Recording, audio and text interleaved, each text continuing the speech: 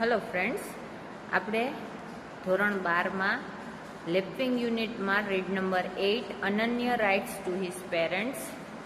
અનન્ય નામનો છોકરો છે એ પોતાના માતા પિતાને એક લેટર લખે છે કે જેમાં એ પોતાના માતા પિતા તરફ ગ્રેટિટ્યૂડ આભાર પણ પ્રદર્શિત કરે છે અને હવે તે યુવાન થઈ રહ્યો છે, મોટો થઈ રહ્યો છે એ પણ જણાવે છે અને કેવી રીતે એના માતા પિતા એનો સુંદર ઉછેર કર્યો છે એ પણ કહે છે અને એની બેન અસ્મી છે એના માટે પણ પોતાના વિચારો છે એ પ્રદર્શિત કરે છે.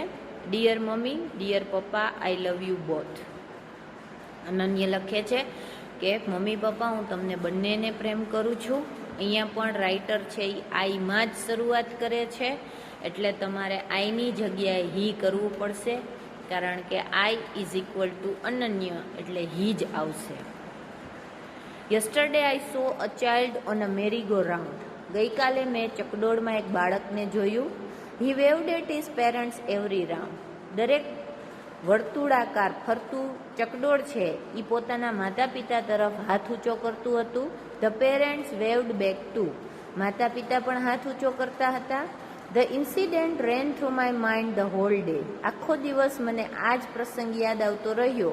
And I kept asking a question to myself. અને હું મારી જાતને પ્રશ્ન પૂછતો હતો, where do the parents get patience from to express love for their child in trivial activities of life.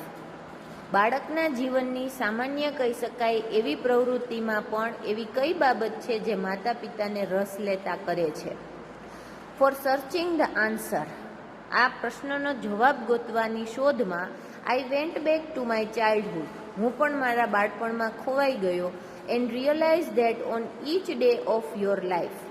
અને મેં પ્રતીતિ કરી કે તમારા જીવનના દરેક દિવસો you made deposits in the memory banks of your children. તમે તમારા બાળકોને સારામાં સારી યાદો છે એ આપવામાં તમારું જીવન પસાર કરેલું છે. In bringing me and Asmi up. એની બેનનું નામ અસ્મી છે. એમ કે છે કે મારો અને અસ્મીનો ઉછેર કરવામાં you had build self esteem first and our house letter. તમે પહેલાં આત્મસન્માન છે એનો વિકાસ કરેલો છે અને પછી આપણું ઘર છે એ બંધાણું છે. You had finger paint more and pointed the finger less. તમે અમને વિવિધ રંગોથી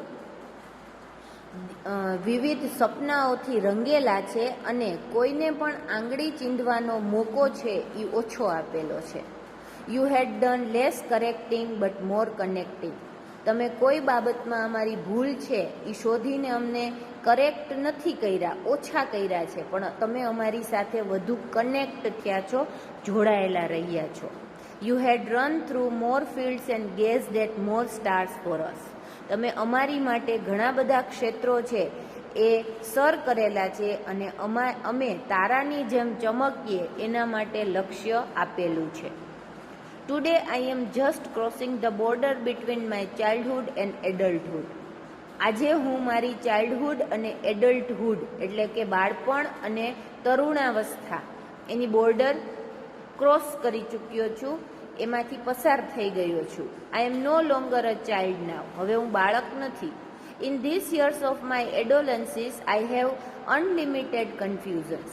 જ્યારે હું મારી તરુણાવસ્થામાં હતો, એડોલેન્સીસ એટલે તરુણાવસ્થા, ત્યારે મને ઘણી બધી મૂંઝવણો હતી, ગૂંચવણો હતી.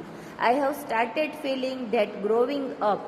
મને એવું લાગવા લાગ્યું હતું કે મોટા બનવું ઇઝ ક્વાઇટ સ્કેરી. જે મોટું થવું એ પ્રક્રિયા છે એ ખૂબ જ ડરામણી છે. Whereas being a grown up has many attractions. પણ એની સાથોસાથ એ પણ આકર્ષણની વાત હતી કે આપણે મોટા થઈ જઈએ તો કેવી મજા આવે.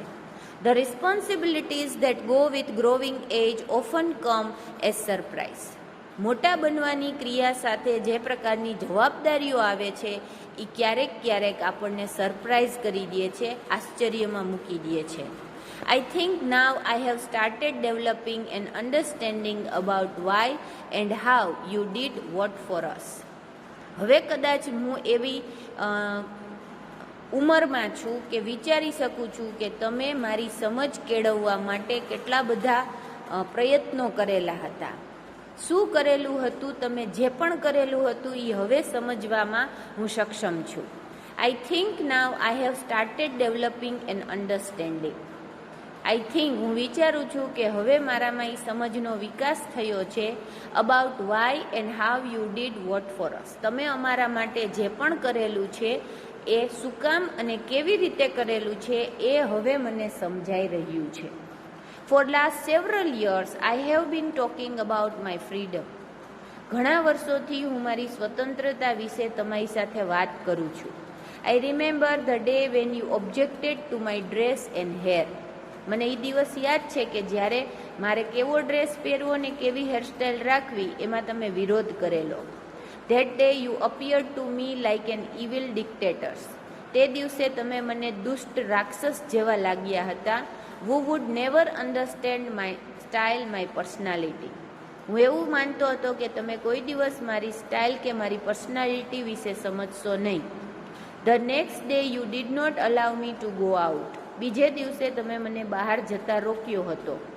I was fiercely angry on you. મને તમારા ઉપર ખૂબ જ ગુસ્સો આવેલો. We were on opposite sides. આપણે બંને અલગ અલગ દિશામાં હતા. And there seemed no meeting grounds. અને આપણે કોઈ દિવસ વાત કરીએ એવું પણ લાગતું ન હતું. Now when I recall this incident, હવે જ્યારે મને આ પ્રસંગ ફરીથી યાદ આવે છે, I also remember how you appreciated my choice when we had to buy a gift for Asmi.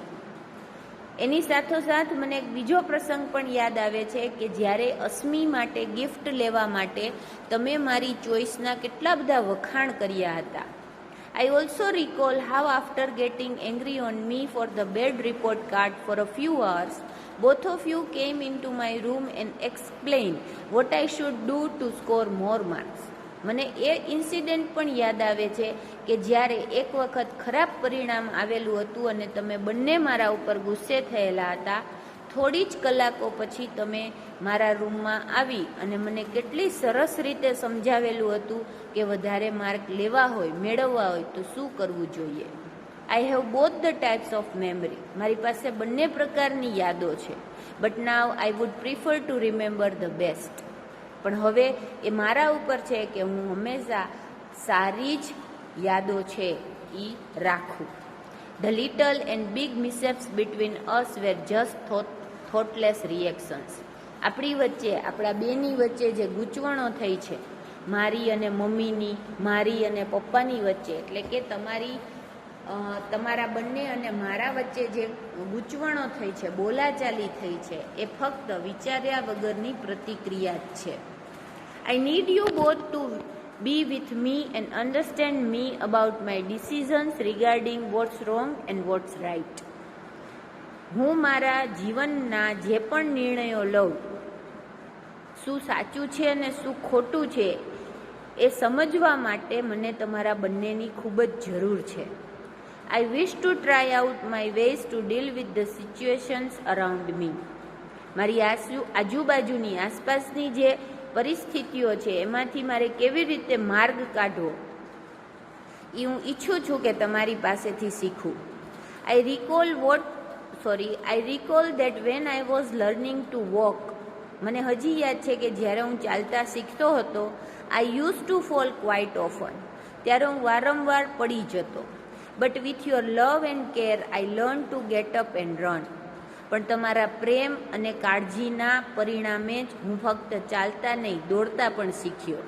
While experimenting in my life, I know I may fail. હું મારા જીવનમાં કોઈ પણ પ્રયોગ કરીશ, કોઈ પણ અનુભવ મેળવીશ, કાંઈ કાર્ય કરીશ તો મને ખબર છે કે હું કદાચ નિષ્ફળ જાઉં. But I am also sure that you will be there with me. પણ મને એ ખાતરી છે કે તમે હંમેશા મારી સાથે જશો. I have learned from you that experience generates strength. મને તમારી પાસેથી જ શીખવા મળેલું છે કે અનુભવથી જ આપણને તાકાત, શક્તિ પ્રાપ્ત થાય છે. શું કરવા માટે? To begin anew after committing mistakes. તમને અનુભવ જ્યાં સુધી મળે નહીં ત્યાં સુધી તમે તમારી મિસ્ટેક્સમાંથી, તમારી ભૂલોમાંથી કશું શીખતા નથી.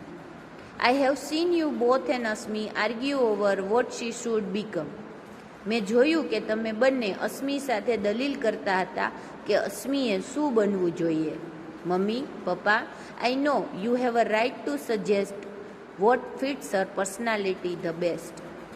તમને એક વાત કહેવા માગું છું મમ્મી પપ્પા, મને ખબર છે કે તમારો પૂરેપૂરો અધિકાર છે કે તમે અસ્મીની પર્સનાલિટી માટે જે સારું હોય તે એને સૂચવી શકો.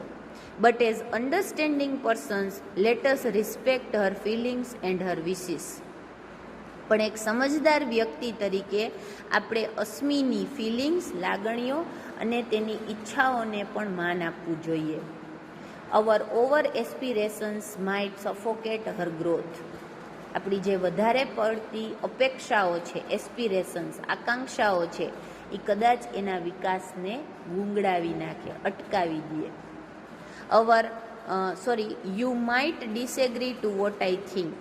હું જે વિચારું છું એનાથી કદાચ તમે સંમત ન હો, અસંમત હો, but this is what I feel and think.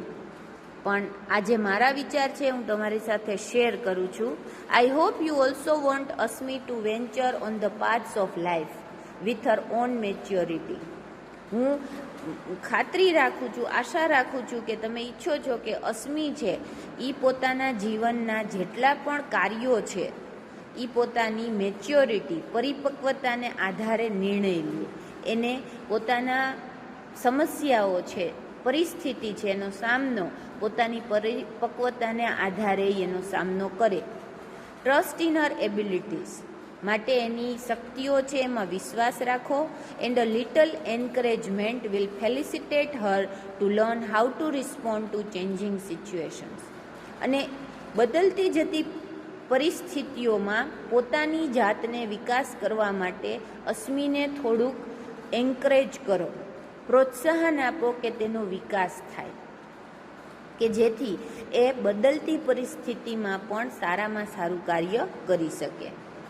Reading this you must be feeling that your અનન્ય has really become a man. આ વાંચીને કદાચ તમને એવું થતું હશે કે તમારો અનન્ય, તમારો દીકરો હવે કદાચ મોટો થઈ ગયો છે, મેન, પુરુષ થઈ ગયો છે. Yes, I have grown up. હા, હું મોટો થઈ ગયો છું. You both have contributed to my understanding. પણ જે આ અન્ડરસ્ટેન્ડિંગ છે, જે મારામાં સમજદારી છે, એમાં તમારો જ ફાળો છે. I love you both for your wise, timely counsel and friendly attitude. હું તમને બંનેને પ્રેમ કરું છું. શેના માટે? ફોર યોર વાઇઝ, તમારી સમજભરી, ટાઈમલી એટલે સમયસરની સલાહ, એન્ડ ફ્રેન્ડલી એટીટ્યુડ, તમારો મિત્રતાપૂર્ણનું વલણ. આ બધા જ ગુણો માટે હું તમને ખૂબ જ પ્રેમ કરું છું. I am sure we will live as a happy family forever. આપણે એક સુખી કુટુંબ તરીકે હંમેશા સાથે જ રહીશું અને જીવીશું. યોર લવિંગ સન અનન્ય. તમારો પ્રેમાળ દીકરો અનન્ય. અહીંયા યુનિટ નંબર 8 છે એ પૂર્ણ થાય છે. 9 થઈ ગયેલું છે, એના વિડીયો મેં મૂકી દીધેલા છે. કોઈને તકલીફ હોય તો મને મેસેજ કરશો.